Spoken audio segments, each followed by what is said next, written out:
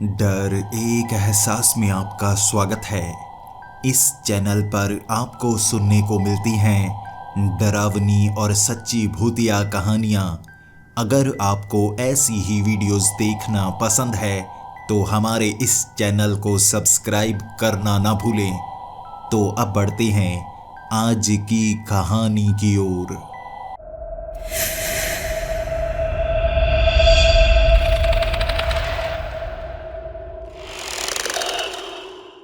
Hello दोस्तों, मेरा नाम विजय है और मैं श्रीलंका के कोलंबो शहर का रहने वाला हूँ।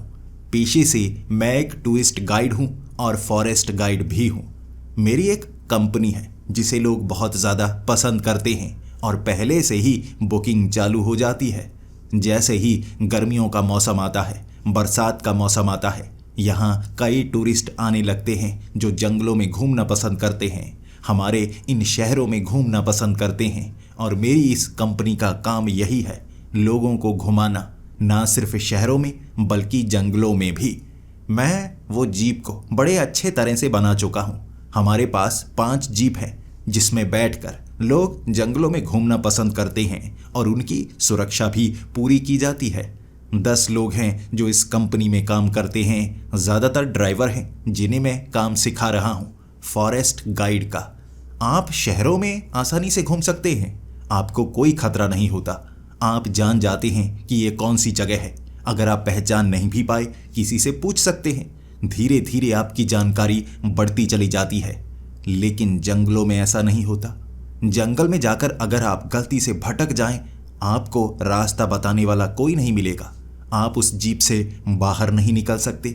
अगर आपकी वो गाड़ी खराब हो जाए फिर तो मुसीबत बहुत बड़ी हो जाती है, क्योंकि जंगल में ऐसे ऐसे खतरनाक जानवर रहते हैं जो इंसानों पर हमला भी कर सकते हैं। वैसे ऐसे जानवर बहुत कम होते हैं और खतरा भांपने पर ही वो इंसानों पर हमला करते हैं। वैसे वो डरकर भाग जाते हैं क्योंकि इंसानों के पास खतरनाक हथियार भी होते हैं। शायद जानवर ये बातें पहचान चुके हैं। लेकिन कभी कभी कुछ इलाकों में ऐसे जानवर आ जाते हैं जो इंसानों पर हमला करते हैं। उन्हें कहा जाता है आदमखोर, यानी इंसानों पर हमला करके उन्हें खाने वाले जानवर। ऐसे जानवरों से बचकर रहना पड़ता है। और जो जंगल के इलाके मैं लोगों को दिखाता हूँ, वहाँ की सुरक्षा भी मेरा ही काम होता है। जब वहाँ कोई ऐसा आदमखोर जानवर आ जाता है तो उसका शिकार करने के लिए मुझे वहाँ पर जाना पड़ता है। भले ही मेरी कंपनी में 10 लोग काम करते हैं, लेकिन उनमें हिम्मत नहीं है जंगल में हथियार लेकर उस जानवर का शिकार करने के लिए जाएं। जब मैं छोटा था, मेरे पिता ने मुझे शिकार करना सिखाया था, लेकिन बेजुबान जानवरों का शिकार नहीं, ऐसे जानवरों का जो इंसानों पर हमला करते हों, ताकि बाकी इंसानों को बचाया जा सके। तब से ही यह कला मैंने सीख ली थी। हमें जानवरों का दिमाग पढ़ना पड़ता है, जानना पड़ता है कैसा जानवर वहाँ पर हमला कर रहा है, और उसके बाद घात लगानी पड़ती है, जाल बिछाना पड़ता है, फंसाना पड़ता है और कभी कभी उन्हें मारना भी पड़ता है। मुझे टूरिस्ट गाइड भी कहा जाता है, इसी के साथ जंगल का शिकारी। ये मेरा वो नया नाम है जो लोगों ने डाल दिया है। कई बार जब उस जीप को ड्राइव मैं कर रहा था, जानवर हमारी जीप के करीब आने लगते हैं। मैं लोगों को दिखाना चाहता हूँ जानवर किस तरह से जंगल में रहते हैं। और एक बार इसी तरह जब हमारी जीप खराब हो गई थी ना, किसी में हिम्मत नहीं थी। ज़्यादातर जब हमारी जीप खराब हो जाती है ना, हम फ़ोन लगाते हैं, कांटेक्ट करते हैं वॉकी टॉकी से, ताकि दूसरी कोई गाड़ी वहाँ पर आ जाए। गाड़ी को साथ में सटाया जाता है, टूरिस्ट को दूसरी गाड़ी में डाल दिया जाता है और उस गाड़ी को टो करके खींचा जाता है। लेकिन इस बार 5 की 5 गाड़ियाँ अलग अलग इलाकों में गई हुई थी। अगर मैं उन्हें फ़ोन करता तो शायद वो टूरिस्ट इस तरह ना खुश हो जाते। तो मुझे लगा हमारी ये जीप को खुद ही ठीक करना चाहिए। मैं बाहर निकलकर जीप को देखने लगा था। परेशानी क्या है, कहाँ पर अड़चन आ रही है जो गाड़ी आगे बढ़ नहीं रही। एक खड्डे में फंसी हुई वो गाड़ी, थोड़ा धक्का लगाना था तभी गाड़ी आगे बढ़ पाती। लेकिन खतरा ये था, यह वो इलाका था जहाँ कई खूंखार जानवर दिखते थे। इंसानों पर हमला नहीं करते थे, लेकिन अगर कोई गाड़ी से बाहर इस तरह से घूम रहा हो सकता है उस पर वो हमला कर ही दें। जब मैं थोड़ा धक्का लगा रहा था, गाड़ी तो वहां से निकल गई थी। लेकिन कुत्तों के झुंड ने जैसे मुझे चारों तरफ से घेर लिया था। 5 कुत्ते थे वो, जंगली कुत्ते जो आपका शिकार कर सकते हैं। जब झुंड में होते हैं ना, बड़े खतरनाक होते हैं। वहाँ जो भी टूरिस्ट गाड़ी में थे उनमें हिम्मत नहीं थी बाहर निकलने की। मैं चाहता भी नहीं था वो बाहर निकले, इससे तो बदनामी होती ना। मैं उनका टूरिस्ट गाइड था, उन्हें नुकसान पहुंचने दे नहीं सकता था। लेकिन मैंने उन्हें इशारा किया, वो ड्राइविंग सीट के नीचे एक लंबी सी लोहे की रॉड है, फेंको, बाहर की तरफ फेंको। उन्होंने लोहे की रॉड मेरी तरफ फेंक दी। 5 जंगली कुत्ते, मैं उनके बीच में घिरा हुआ। इसी के साथ मैं उन टूरिस्ट को सिखा भी रहा था, देखिए अगर कोई जानवर इस तरह से आपको घेर ले, डरने की बात नहीं है। ये जानवर खतरनाक है, भागना नहीं है, हो सकता है पीछे से हमला करें। इसीलिए आपको ऐसे डटकर खड़े हो जाना है जैसे आप उससे डरते नहीं। आपकी आंखों में उन्हें खौफ नजर नहीं आएगा ना, तो वो डरने लगेंगे, आखिर ये डर क्यों नहीं रहा। मैं वो लोहे की रॉड को लेकर इतनी तेजी से उनके सर के करीब से घुमा रहा था, वो जो जंगली कुत्ते थे ना, थोड़ा थोड़ा घबराने लगे। एक पर मैंने हमला भी किया, छलांग लगाकर। पीछे से बाकी मुझे पकड़ना चाहते थे।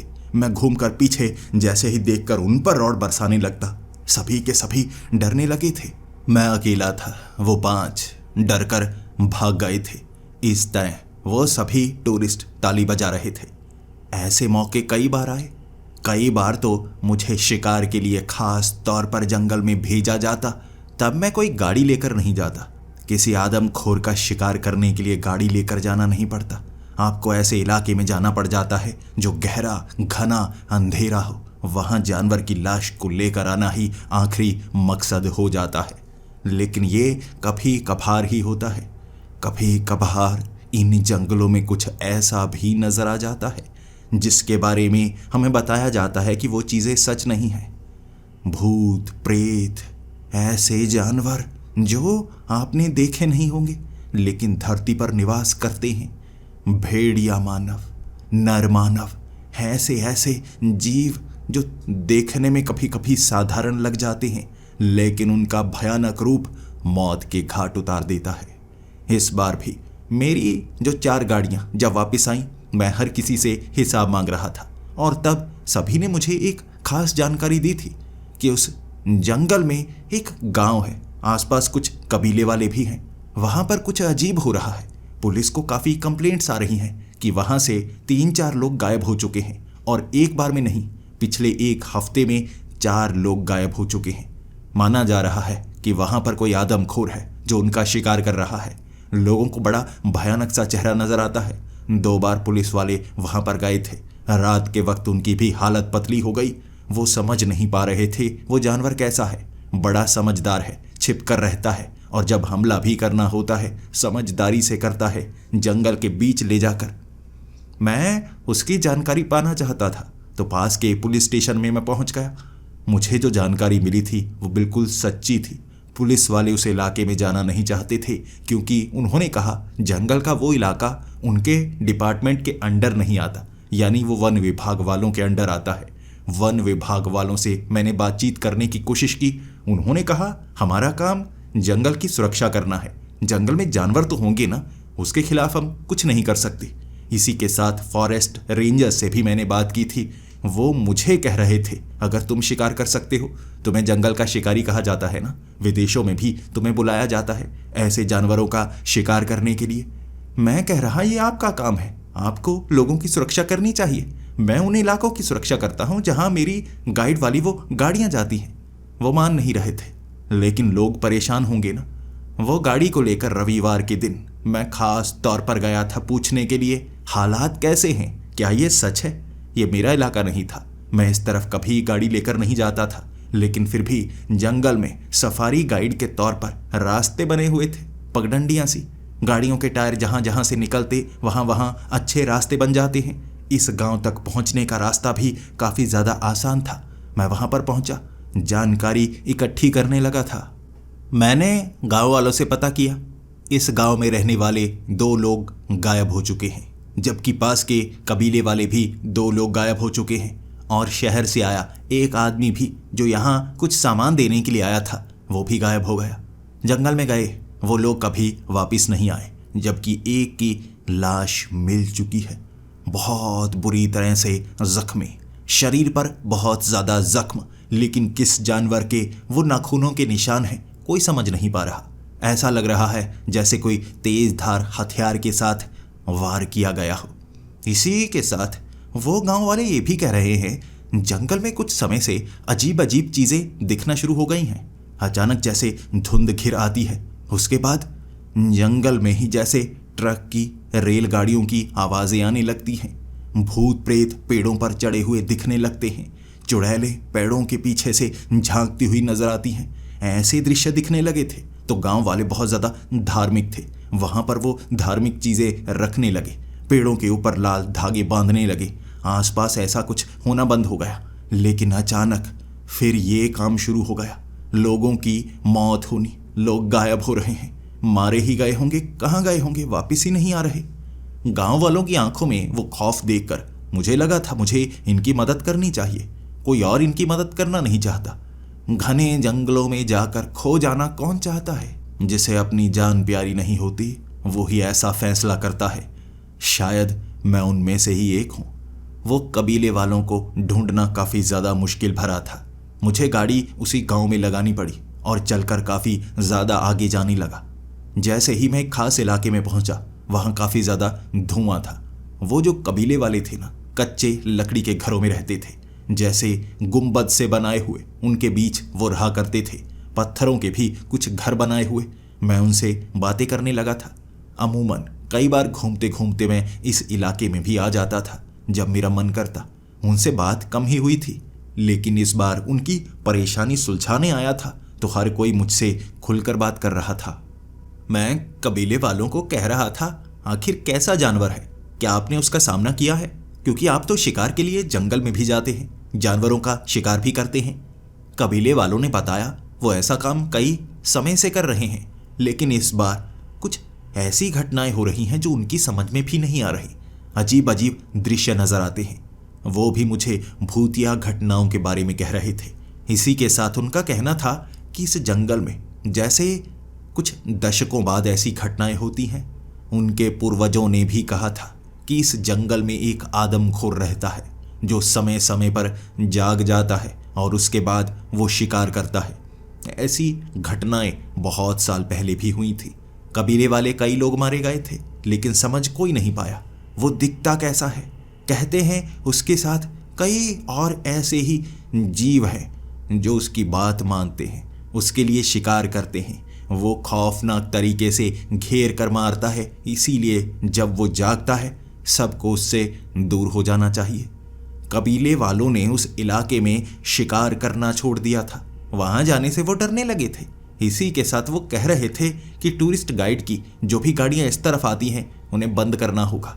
वो बड़ा चालाक, बड़ा समझदार है, शिकार करने के लिए कुछ भी कर सकता है। मुझे जब इसका पता लगा था, मैं दोबारा वन विभाग वालों के पास गया था। उनके पास ये जानकारी पहले से थी। वो उस इलाके को बंद करने पर तुले हुए थे, क्योंकि एक ऐसा जीव वहां पर लोगों का शिकार कर रहा है तो खतरा बढ़ सकता है। वो नहीं चाहते थे कि फॉरेन टूरिस्ट ये बात का पता करे और उसके बाद यहाँ सैलानियों की संख्या कम होने लगी। मैं ऐसा होने नहीं दे सकता था। वो इलाके खास हैं जहाँ जाने से बाकी डरते हैं। मेरे वाली वो गाड़ियाँ वहाँ पर जाती हैं, इसी से मैं ज़्यादा कमाई कर पाता हूँ। शायद मुझे कुछ करना होगा। 2 दिनों से गाड़ियाँ गई नहीं थी, वो इलाका बंद करके रखा गया था। तो मुझे लगा अब मुझे वो करना होगा जिसके लिए मैं मशहूर हूँ, शिकार करने के लिए। मुझे उसका शिकार करना होगा। वो जो भी है, जैसा भी दिखता है, मुझे उसका शिकार करना होगा। मैं जानवरों का शिकार कर सकता हूँ, ऐसे जीवों के बारे में भी मुझे पता है, और कुछ ऐसी चीज़ें जिन पर मैं यकीन करता हूँ, अपनी आँखों से देख चुका हूँ। ऐसी रूहानी शक्तियाँ जो मौजूद होती हैं, कोई बात नहीं मानता।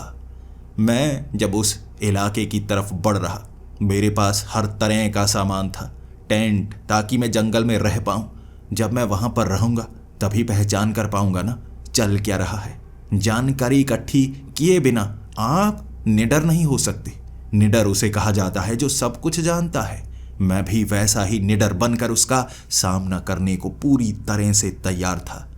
जब उस कबीले तक पहुंचा था, मैं वो भारी भारी बैग लेकर गाड़ी के सहारे पहुंच चुका था। किसी तरह यहाँ पहुँचना मेरे लिए काफ़ी आसान रहा, लेकिन उसके आगे मुझे चलकर जाना था। इलाके के बारे में मैंने पता कर लिया था। आखिर वो कौन सा इलाका है जहाँ सबसे ज़्यादा घटनाएं हो रही हैं? पीछे वाला वो जंगली इलाका, कुछ पहाड़ियाँ, कुछ नदियाँ, वहाँ कुछ पेड़ ऐसे भी हैं जो आपको आगे बढ़ने नहीं देते। उन पेड़ों को लगाया ही ऐसे गया है जैसे दीवारें बनाई गई हों, आगे वाले इलाके में कोई पहुँच ना पाए। जानता हूँ मैं उस इलाके के बारे में। मैं वहाँ जाता नहीं, गाड़ी वहाँ से पीछे घुमा लेता हूँ, लेकिन उन आगे वाले इलाकों में शायद कुछ ऐसा देखने को मिल जाए जिसके बारे में मैं हमेशा सोचा करता था। मैंने ज़्यादातर सामान वो कबीले वालों के पास ही रखा हुआ था।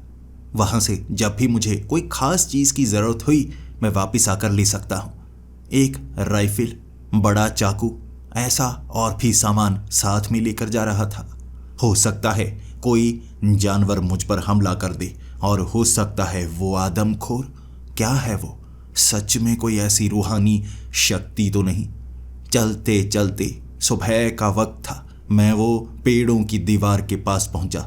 सच में पुराने ज़माने में जैसे इन पेड़ों को ऐसे लगाया गया है कोई भी इसके पार ना पहुंच पाए। बड़ी लंबी दीवार, घूम कर जाने में समय लगेगा, लेकिन एक पेड़ के ऊपर से जो मुड़ी हुई टहनी थी उसके बीच से आराम से निकला जा सकता था। मैं वो मुड़ी हुई टहनी के बीच से निकला था। दूसरी तरफ जैसे बड़ा पहाड़ था। आप कह सकते हैं कि यहाँ से जाने का रास्ता सच में इस पेड़ के बीच से ही होगा। दूसरी तरफ से घूमकर जैसे इस छोटे से पहाड़ के ऊपर से निकल कर जाना होगा, जो और भी ज़्यादा मुश्किल होगा। शायद वो रास्ते का चुनाव कोई ना करना चाहे। मैं चलने लगा था आगे। यहाँ ऊपर से छनकर आ रही वो धूप ऐसा एहसास दे रही थी जैसे ये नया सा इलाका हो। कई जगह पानी रुका हुआ। ये कोई तालाब नहीं था, लेकिन फिर भी छोटे छोटे जैसे खड्डों में पानी भरा हुआ। मैं पास से देख रहा, वो पानी पूरी तरह से साफ था, लेकिन जंगल में साफ लगने वाला पानी हर बार पीने लायक नहीं होता। आपको वो दुर्गंध बता देती है किस तरह का जहर उसमें हो सकता है, किस तरह सी बीमारियां उसमें हो सकती हैं। वहाँ उन छने हुए पानी को जैसे देखते हुए आभास हो रहा था उसके नीचे चमकदार चांदी के सिक्के पड़े हों, लेकिन ये दृश्य भ्रम वाला होता है, जंगलों में आमतौर पर नजर आ ही जाता है। मैं उसके पास से निकलते निकलते जैसे ही वो घने पेड़ों के जंगली इलाके में पहुंचा, वो पहाड़ के थोड़ा थोड़ा मैं ऊपर चढ़ने लगा था। वहां मैंने देखा जमीन पर पैरों के निशान बने हुए, बड़े बड़े ये पैरों के निशान किसी ऐसे जानवर के थे जिसका आकार कोई 12 से 15 फुट का होगा। हो सकता है कोई भालू के बड़े बड़े पैर भी हो सकते हैं, लेकिन वो जो नाखून थे ना, जिसके छेद थोड़ा आगे की तरफ बने हुए, वो मुझे डरा रहे थे। एक फॉरेस्ट गाइड हूं मैं, जानता हूं कैसे जानवरों के पंजे कैसे होते हैं, लेकिन ये पंजों की पहचान मैं कर नहीं पा रहा था। वहां मुझे बंदरों के कई झुंड दिखे थे जब मैं उस पहाड़ी को पार कर रहा था। वहां बंदरों का कोई झुंड नहीं था, बल्कि एक बंदर, अजीब सा, भूरा सा, जिसके बालों पर जैसे कई रंग लगे हुए हों। ऐसा लग रहा था जैसे उसे चोट लगी हो या किसी ने पकड़कर उस पर कोई रंग लगा दिया हो। पक्का सा लग रहा। वो अकेला था, 2 बार पेड़ों के ऊपर से छलांगे लगाते हुए। अमूमन जब कोई इंसान इस तरह से जंगल में आता है, या तो जानवर हमला करते हैं या डरकर भाग जाते हैं, पीछा नहीं करते। वो जैसे मेरा पीछा कर रहा था। जहां पर मैं रुकता वो बंदर पेड़ों के ऊपर ही रुक जाता। जब मैं चलने लगता वो ऊपर से छलांगे लगाते हुए आगे बढ़ने लगता। बार बार मेरी नज़र उस पर जा रही थी, क्योंकि वो पेड़ों के ऊपर से आवाज़ें करता, जैसे पेड़ को हिलाता, मुझे डराने की कोशिश करता। मैं डर नहीं रहा था। एक बंदर से डर गया तो वो आदमखोर जीव का शिकार कैसे कर पाऊंगा। मैं उस बंदर से काफ़ी ज़्यादा परेशान सा होने लगा था, क्योंकि कई बार आपको शांत रहने की ज़रूरत होती है। वो ऊपर से आवाज़ें किए जा रहा था। वो बार बार पेड़ों को हिलाने लगता, जिससे मैं परेशान हो गया। नीचे से उठाकर मैंने पत्थर ऊपर की तरफ मारा था, लेकिन जैसे ही मैं पत्थर मारने लगा वो वहाँ रुका हुआ नहीं था, जैसे पहचान गया हो कि मैं क्या करने वाला हूँ। वो पेड़ के पीछे हो गया। वो पत्थर उसके करीब से गुजरा था। जैसे ही मैं अब उसकी तरफ देखने लगा कि मैंने उसे डरा दिया, शायद वो भाग जाएगा। वो पेड़ के आगे आ गया, पेड़ को हिलाने लगा, आवाज सी करने लगा। दूसरी बार मैंने पत्थर उसके घुमा के दिया था, वो पेड़ के पीछे। जब बच गया फिर पेड़ के आगे आ जाता, पेड़ को हिलाने लगता। मैं वहां से थोड़ा आगे पहुंचा, वो पेड़ों के ऊपर से छलांगे लगाते लगाते मेरा पीछा करता जा रहा था। मुझे लग रहा था ये मेरा ध्यान भटका सकता है, ऐसा ना हो मेरा ध्यान पूरा का पूरा इस पर रहे और सामने से कोई जानवर मुझ पर हमला कर दे। और ऐसा भी मैं नहीं चाहता कि कोई जानवर मेरे करीब हो, मैं पहचान कर पाऊं, लेकिन ये उसे बता दे कि मैं आसपास हूं। मैं डर रहा था, ऐसे बंदर कुछ भी कर सकते हैं। जानवर एक दूसरे से बात करते हैं, आवाजें निकालते हैं और एक दूसरे की पहचान कर सकते हैं कि खतरा जंगल में मौजूद है या नहीं। अचानक जब मैं नीचे देख रहा, पास के एक पेड़ पर मुझे एक अजीब सी आकृति नजर आई। जब मैं उस पेड़ के पास गया ना, वो एक बड़ा सा पेड़ था। ऐसा लग रहा बरगद का फैला हुआ वो पेड़, उसकी लटें दूर दूर तक थी, लेकिन उस पर एक चेहरा बनाया हुआ, एक भयानक सा चेहरा। ऊपर जैसे एक घर का आकार दिया गया, उसके अंदर बनाया गया वो भयानक चेहरा किसी दानव का चेहरा था। किसी इंसान ने ही बनाया होगा, ये किसी जानवर का काम नहीं हो सकता। क्या हो सकता है? मेरे मन ने मुझको समझाया था, यहां पर कबीले वाले आते होंगे ना, तो कबीले वालों ने ये किया होगा जब ये आदमखोर जानवर का आतंक नहीं था। यहां से लोग अगर गायब होते हैं तो कहां जाते हैं? कहते हैं लाशें भी मिलती हैं, कबीले वालों ने बताया था। कई दशकों से ऐसा कुछ होता है, फिर शांत हो जाता है, जैसे वो दानव वापस चला जाता हो। यहां मुझे एक अलग एहसास हो रहा।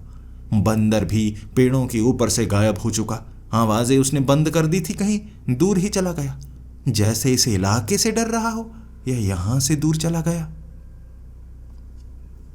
मुझे तब महसूस हुआ जैसे इस घने पेड़ के आसपास धीरे धीरे धुआं बढ़ रहा हो। वो धुआं बढ़ता जा रहा था, जैसे किसी ने आसपास आग जला रखी हो, लेकिन आग का एहसास नहीं हो पा रहा। धुआं बढ़ता ही गया, जिससे दूर दूर तक देख पाने में मुश्किल सी होने लगी।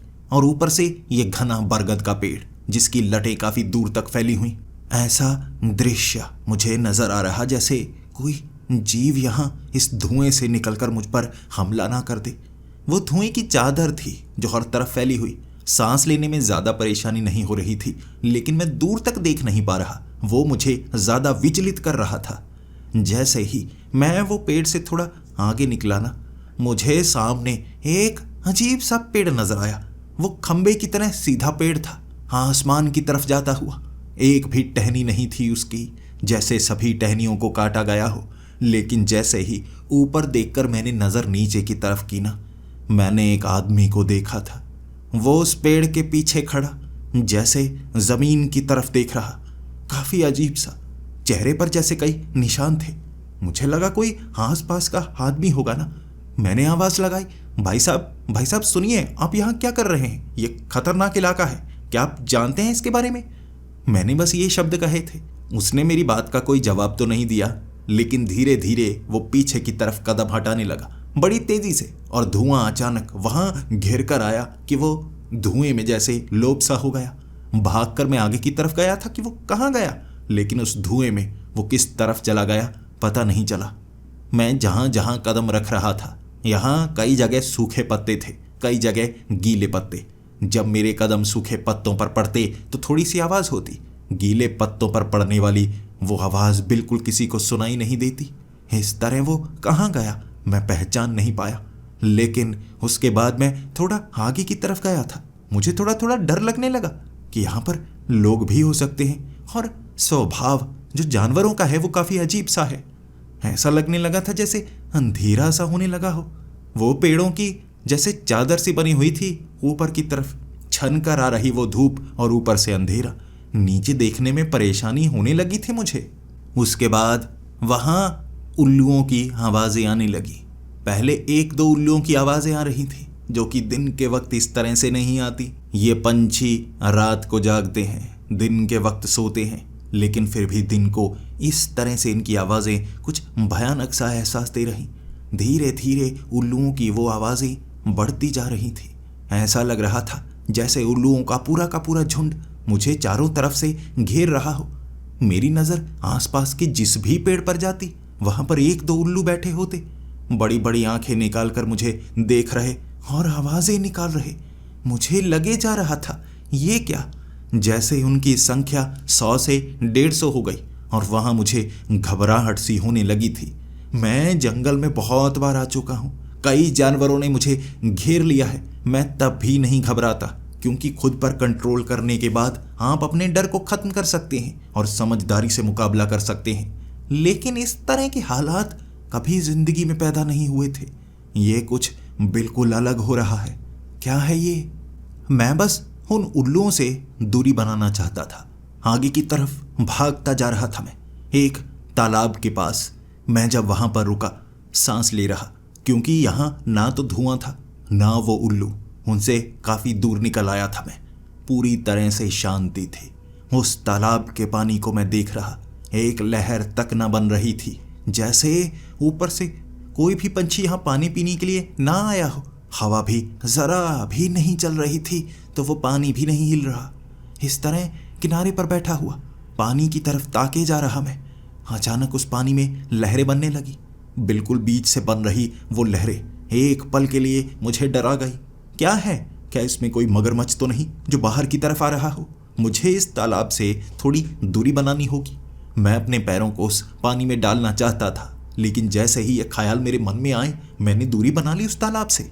फिर मैं पेड़ के पीछे था, क्योंकि मुझे पहचान नहीं थी आखिर तालाब से बाहर की तरफ क्या चीज आ रही है। किनारे से लगभग 5 से 6 फुट की दूरी पर पानी से एक चीज बाहर की तरफ निकली।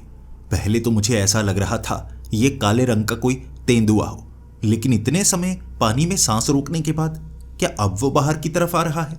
उसका चेहरा पूरी तरह से तेंदुए जैसा, लेकिन एक सर नहीं, जैसे जुड़े हुए 2 सर। वो जब पानी से बाहर आए, मेरी सांसें रुकी की रुकी रह गई थी। ऐसा कैसे हो सकता है? 2 सर वाला ऐसा तेंदुआ जिसके सर भी बड़े बड़े थे, लेकिन धड़ जैसे इंसानी।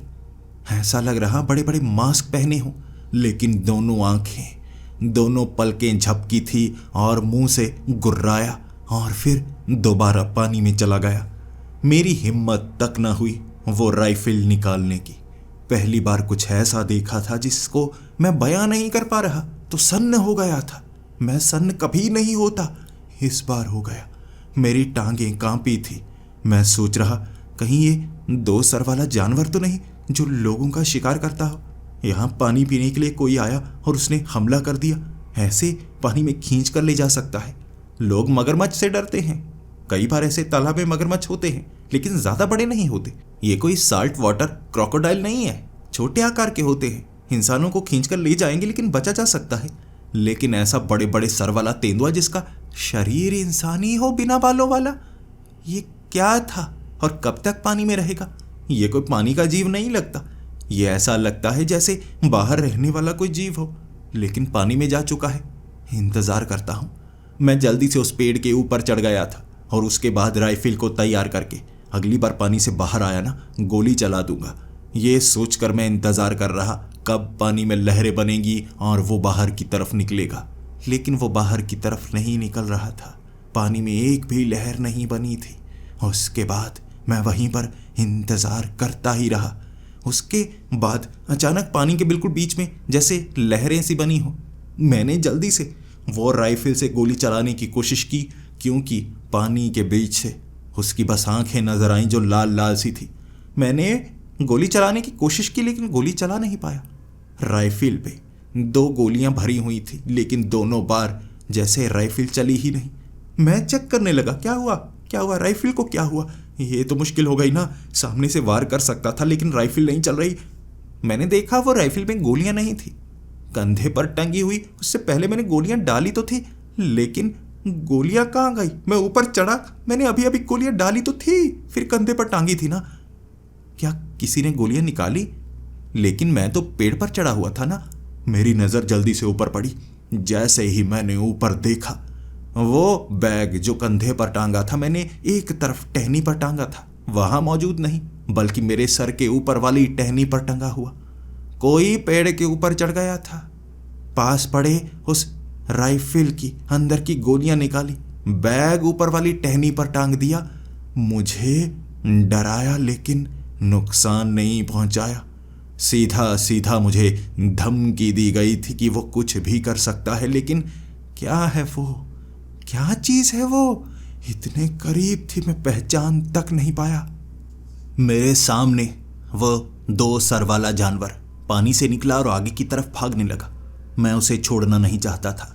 मैं तालाब में दूसरी तरफ से घूमता हुआ राइफल में 2 गोलियां डाल ली थी, बैग कंधे पर टांग लिया था। ज्यादा सतर्क होकर मैं उसके पीछे भागने लगा। आगे फिर से धुआं ही धुआं। जैसे वो धुएं की चादर में घुस गया और वहां मुझे परेशानी होने लगी दूर दूर तक देखने में। मैं बस आवाज का पीछा कर रहा था। जिस तरफ से ज्यादा आवाज आ रही मैं उस तरफ भागे जा रहा। गोली नहीं चलाई थी मैंने। जब तक सही मौका नहीं मिलता मैं गोली नहीं चलाऊंगा। मुझे उस धुंध की चादर के आगे एक कबीले वाला आदमी नजर आया। अजीब से, जैसे उसने कपड़े पहन रखे, चमड़े के। सर पर फूलों की माला थी, हाथ में डंडा, और उसकी उम्र 90 साल लग रही। आंखों पर पट्टी बांध रखी थी जैसे वो अंधा हो। चल कर जा रहा। मैं जैसे ही उसके करीब गया मैं उससे जानना चाहता था वो यहाँ क्या कर रहा है, लेकिन मुझे डर भी लग रहा। जो जो चीजें मैंने यहाँ देखी थी उस पर मैं यकीन नहीं कर पा रहा था। मैंने पीछे से आवाज लगाई, देखिए देखिए बाबा जी आप यहाँ क्या कर रहे हैं? तभी उसने पीछे मुड़कर देखा, जमीन पर हाथ रख दिया और उसके बाद कहने लगा, इंसान लगते हो, तुम तो इंसान लगते हो। वो जमीन पर हाथ लगाकर पहचान कर पा रहा, शायद वो देख नहीं पा रहा था, इसीलिए मैंने दूर से ही खड़े होकर कह दिया, मैं इंसान ही हूं, लेकिन यहाँ कोई जानवर है क्या? जानवर है और आप इस जंगल में क्या कर रहे हैं? क्या रास्ता भटक गए हैं? आपको कोई मदद की जरूरत तो नहीं? तब वो कहने लगा, मदद की जरूरत मुझे नहीं बल्कि तुम्हें पड़ेगी। अगर तुम जिंदा रहना चाहते हो अपनी आंखों पर भरोसा करना बंद कर दो। यहाँ जो हो रहा है वो सब आंखों का भ्रम है। अगर तुम अपनी आंखों पर भरोसा करते रहे जल्द ही मारे जा सकते हो। मेरी आंखें नहीं है इसीलिए मैं यहाँ पर जिंदा हूँ। तब मैं वो बूढ़े बाबा को कहने लगा, बाबा जी लेकिन यहाँ अगर किसी जानवर ने आप पर हमला कर दिया तो? वो बूढ़े बाबा कहने लगे, जानवर यहाँ कोई नुकसान नहीं पहुंचा सकते। जब ऐसे ऐसे शैतान भरे पड़े हों, जानवरों की हिम्मत नहीं होती यहाँ किसी का शिकार करने की। बिना इजाजत कोई जानवर किसी का कुछ नहीं बिगाड़ सकता। सब जैसे उसके मुरीद हैं, वो किसी को भी मार सकता है। मैं जिंदा हूं क्योंकि मैं आंखों पर भरोसा नहीं करता। मैं बूढ़े बाबा की बात पर यकीन नहीं कर पा रहा। वो कह रहे अपनी आंखों को ढक लो। मैंने कहा नहीं, बिना आंखों के मैं पहचान नहीं कर सकता, और वैसे भी यहाँ अंधेरा होने वाला है तो आंखों की जरूरत कम पड़ेगी और कानों की ज्यादा। वो बूढ़े बाबा कह रहे थे, अंधेरा शायद तुम्हें बचा ले, चलो मेरे साथ, जल्दी से इस जगह से बाहर निकलना होगा। मैंने कहा मैं बाहर निकलने के लिए नहीं आया हूँ, मैं उसका शिकार करने के लिए आया हूँ। कौन है वो जो यहाँ लोगों का शिकार करता है और कहते हैं लोग यहाँ से गायब हो जाते हैं? क्या आप उनके बारे में जानते हैं कुछ? क्या आप यहाँ आते जाते रहते हैं? उसने कहा मैं यहाँ आते जाते नहीं रहता, मैं यहीं पर रहता हूँ, यहीं इस जंगल के बीच। ये बात सुनने के बाद मुझे थोड़ा अच्छा लगा। शायद उन्हें कुछ ऐसा पता हो जो मुझे पता ना हो। मैं उस बूढ़े बाबा से कुछ सवाल करना चाहता था, लेकिन वो बूढ़े बाबा ने मेरे किसी सवाल का जवाब देने से इनकार कर दिया और कहने लगे, जल्दी चलो, अंधेरा घिरने लगा है, वो और ताकतवर होता चला जाएगा। तुम नहीं जानते, वो हर चीज को कंट्रोल करता है, डरो उससे, चलो मेरे साथ। वो बूढ़े बाबा मुझे जहां ले जाना चाहते थे मैं उनसे 10 कदम पीछे उनकी तरफ बढ़े जा रहा। उन्हें किसी चीज को देखने की जरूरत नहीं पड़ रही थी, जैसे अपने आप किसी चीज को छूते और आगे उन्हें सब कुछ पता होता। बार बार वो जमीन को छूते और आगे उन्हें पता होता कोई खड्डा है या नहीं। इस तरह अपने हाथों पर भरोसा करते हुए वो चले जा रहे और मुझे एक ऐसे घर के पास लेकर गए। वो लकड़ियों से बना हुआ घर जरूर था, लेकिन वो लकड़ियां कटी हुई नहीं थी। जैसे पेड़ों की टहनियों को मोड़कर बनाया गया वो अजीब सा घर, जिसके बीच में कोयले का इस्तेमाल किया गया था। चारों तरफ बड़े बड़े कोयले के पत्थरों को काटकर वो टहनियों के साथ जोड़ा गया और एक आकार दिया गया था। वहां सामने खड़े होकर वो बूढ़े बाबा कह रहे, जल्दी चलो, इससे पहले कि उसे पता चल जाए कि यहाँ कोई है। जल्दी चलो। वो जैसे ही दरवाज़ा खोलने वाले थे, आसपास जैसे धुआं सा था और दरवाजे को तोड़कर अंदर से बड़े बड़े 2 हाथ निकले और वो बूढ़े आदमी को जैसे अपने हाथों से खींचकर कोई अंदर ले गया, जैसे कोई शैतान हो। उसकी 2 बड़ी बड़ी आंखें उस बड़े घर के अंदर से नजर आ रही टूटे दरवाजों से। और तब उसने कहा था, अगली तुम्हारी बारी। इसे जिंदगी दी थी इसने, उसका गलत इस्तेमाल किया। किसी बाहरी से बात करना किसी को यहाँ अच्छा नहीं लगता, और मुझे भी। अब तुम्हारी बारी। मैं जैसे ही राइफल निकाल रहा, मेरा दिल कह रहा भागो, इसका आकार बहुत बड़ा है, ये राइफल से कुछ नहीं होगा। मैं थोड़ा पीछे हटने लगा। वो जैसे उस लकड़ी के घर के पीछे से छेद बनाकर वो बूढ़े बाबा को भी ले गया। बूढ़े बाबा चिल्लाते रह गए लेकिन कुछ कर नहीं पाए। यहाँ क्या हुआ अभी अभी? फिर अचानक चारों तरफ उल्लू घेर चुके थे। उल्लुओं की वो आवाज़ें मुझे पहचान करने नहीं दे रही कि बूढ़े बाबा की चीख पुकार की आवाज़ें किस तरफ से आ रही। मैं पीछा करना चाहता था लेकिन मुझे समझने कुछ नहीं दिया गया। मैं ज़्यादा तेज भाग नहीं पा रहा था। मेरे पास वो बड़ा सा बैग था। मुझे लगा वो बैग मुझे इस पेड़ के पास ही फेंकना होगा। शायद वो राइफल और कुछ तेज धार हथियार लेकर मुझे ज़्यादा तेजी से आगे बढ़ना होगा। वो बूढ़े बाबा को बचाना मेरा फर्ज है ना। मैं वो बैग को उस घर वाले इलाके के पास ही फेंक आया, पहचान करके कि दोबारा ढूंढने के लिए आऊँगा। आगे की तरफ भागना शुरू हो गया मैं। राइफल मेरे पास थे, मेरे पास कुछ गोलियां थी, मेरे पास तेज धार हथियार।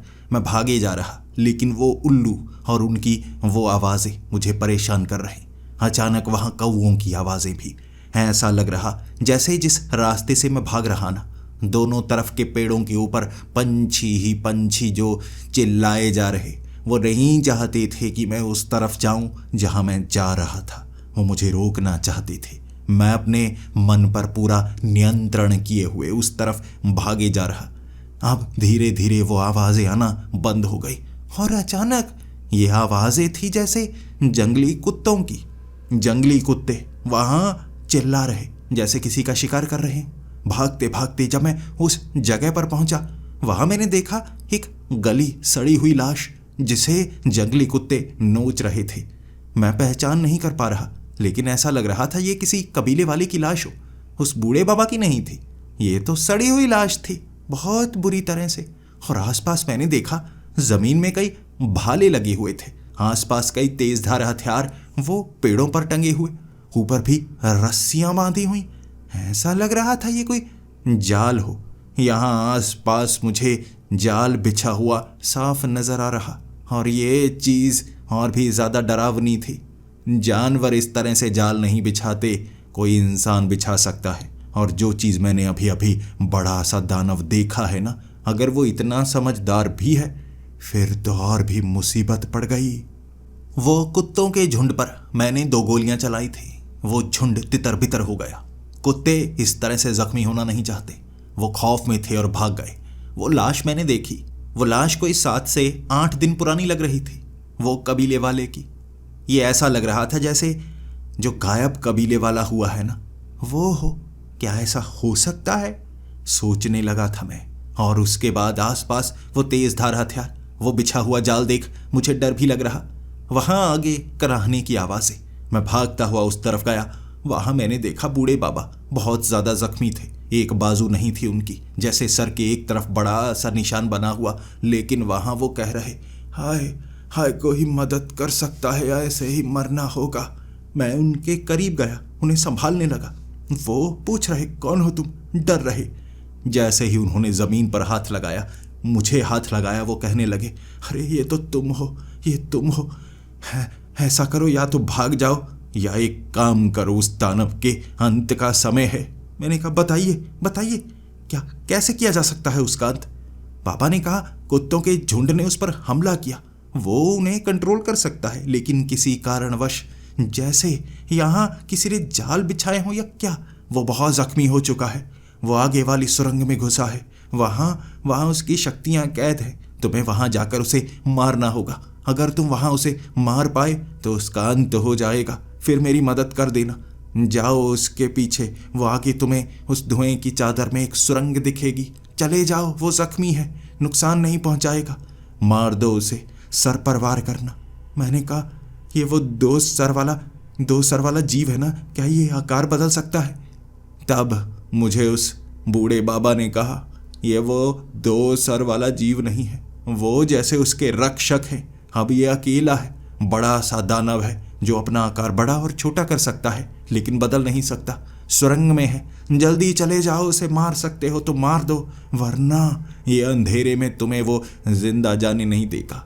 उसके गुलाम जीव जंतु दानव भूत पिशाच हैं, वो रात के अंधेरे में शिकार करेगा, तब तुम जिंदा नहीं बचने वाले, जल्दी करो।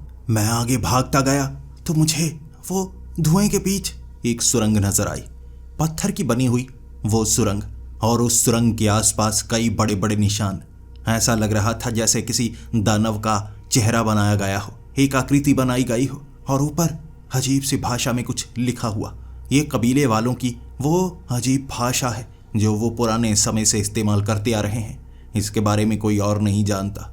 मैं उस सुरंग में जाने से डर रहा था, लेकिन अंदर से आ रही वो कराहने की आवाज़ें, वो चीखने की आवाज़ें उस दानव की ही थी।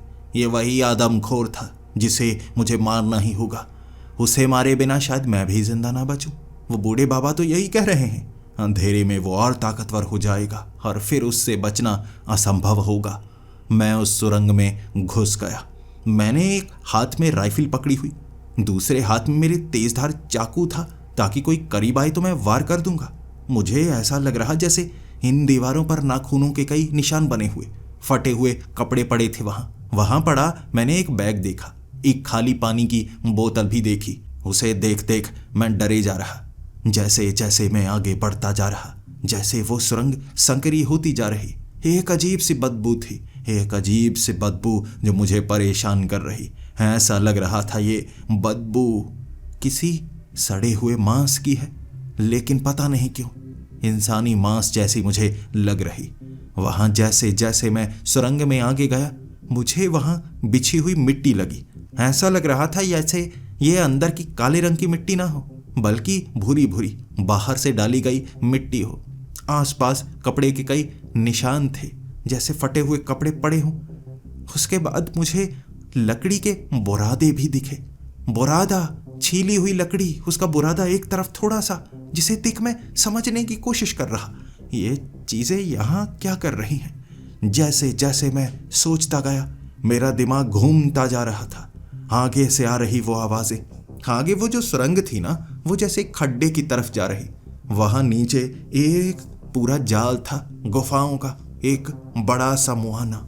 वहां करीब पहुंचते ही मुझे लगा पीछे छोटे छोटे छेद थे ना सुरंगें और तरफ जाने की।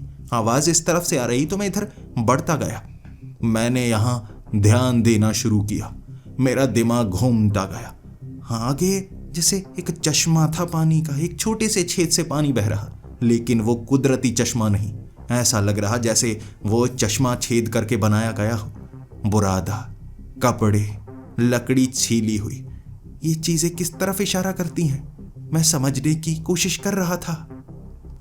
और मुझे बिल्कुल वो सुरंग के अंत में जैसे अजीब जगह लगी। मिट्टी ऊपर बिछाई हुई है, नीचे वाली मिट्टी नहीं है ये, उससे 10 कदम पीछे था मैं। आगे से आवाजें, लेकिन मैं आगे नहीं बढ़ रहा। फिर वो आवाज बंद हो गई। वो सड़ी हुई बदबू मांस की थी, वो सड़े मांस की जो बदबू बहुत करीब से आ रही, जैसे मिट्टी के नीचे से। दिमाग घूमा, मैंने जल्दी से पीछे मुड़कर तेज धार हथियार वो दीवारों पर मारना शुरू कर दिया। वो जो सुरंग की दीवारें थी ना, उन पर जैसे कच्ची मिट्टी का लेप किया गया था। मैं जैसे जैसे उन दीवारों पर मारता गया, वो चाकू, वो कच्ची मिट्टी नीचे गिरने लगी, पीछे से पत्थर दिखने लगे थे, वहां कई चीजें चिपकाई गई थी। मैंने देखा मुझे पीछे से धक्का मारने के लिए वो डरावना जीव आया, जिसे देखकर कोई भी डरेगा। मैं शायद पीछे गिर जाता, लेकिन मैंने वो राइफल आगे करने की कोशिश की। दिमाग चला, एक बार राइफल पीछे टांग कर मैं बैठा भी था ना, वो खाली होगी। राइफल नहीं चलाई मैंने, तेज धार चाकू आगे किया और नीचे जो तेज धार लंबी सी तलवार थी ना, मैंने आगे कर दी। मैं टूट पड़ा उस पर। बिना डरे मैंने उस पर हमला करना शुरू कर दिया और वो घबरा कर पीछे। मैं वार करता गया। मैं जेब में 2 गोलियां हमेशा रखता हूं, इमरजेंसी के लिए। हो सके कि गोलियां कोई चुरा ले, कोई राइफल से निकाल ले, जैसे पहले हुआ। तो मैं जेब में इमरजेंसी के लिए 2 बुलेट्स रखता हूं। वो जीव जमीन पर था, अचानक छोटा सा हो गया, भयानक काला सा। मैं जान गया था ये क्या है, क्या हो रहा है। मैंने 2 बार वार और किया और वो घिसट कर पीछे जा रहा। राइफल निकाली और जल्दी से गोलियां डाली। जानता था उससे गोलियां निकाली जा चुकी हैं, लेकिन शायद उसे ये पता नहीं होगा कि गोलियां मेरी जेब में हैं। उसके सर पर गोलियां चलाई थी और वो चीखता रहा था। ये कोई आदमखोर नहीं था, कोई दानव नहीं था, ये छलावा था, छलावा। पूरा का पूरा षड्यंत्र मुझे समझ में आ गया। बूढ़े बाबा थे ही नहीं, ये था जो रूप बदल बदल कर फंसा रहा। वो बंदर के रूप में, कभी बूढ़े बाबा के रूप में, कभी परछाई बनकर, कभी 2 सर वाला जीव बनकर।